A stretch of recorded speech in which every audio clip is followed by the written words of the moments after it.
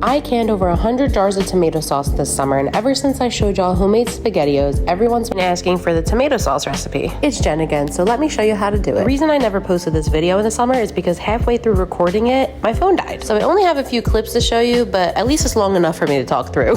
So because I had such a large batch, I sliced my tomatoes in half, and y'all, I left the skins, seeds, and the cores in the tomatoes. These are Midnight Roma tomatoes, and they're black because they're extremely absorbent. So when the sun hits them, the skin absorbs all the antioxidants and all the minerals from the sun at a very high rate, meaning the skin is very healthy. Please don't come over here talking about you're gonna get botulism from the skin. Please, just leave it at home. So I first added a little avocado oil to the pan, allow that to get hot, then I added roughly chopped onions, bell peppers, let those cook for about 5 minutes or until soft, then added roughly chopped garlic. Allow everything to cook down for another 2 minutes, then start seasoning that. I'll add the seasonings to the screen shortly. I like to season in layers, especially when it's such a large batch. Once everything's softened, I add as many tomatoes as I can to the pot. Before seasoning, because the pot is overcrowded, I close the lid, let everything cook together for about 10 minutes. Give everything a good stir after that, then I'll season the whole mixture again, very heavily. It's a huge pot of tomato sauce. It's okay to over season it. My sauce is never ever bitter, I promise you. After I season everything, I add a few bay leaves, mix those in, close the lid, and after 30 minutes of allowing everything to infuse, I blend it. That's why we roughly chop everything. This is really an I don't give a fuck method of making tomato sauce. And honestly, the sauce is spectacular. Give me 14 of them. And once you have your sauce blended, ladle it into jars. I always fill to a 1-inch headspace, and I do debubble this. Water bathe pints for 35 minutes and quarts for 40. But I highly recommend steam canning this or open kettling. I also use this same tomato sauce as my pizza sauce. I just put it in half pints. To get 100 jars of tomato sauce, I think I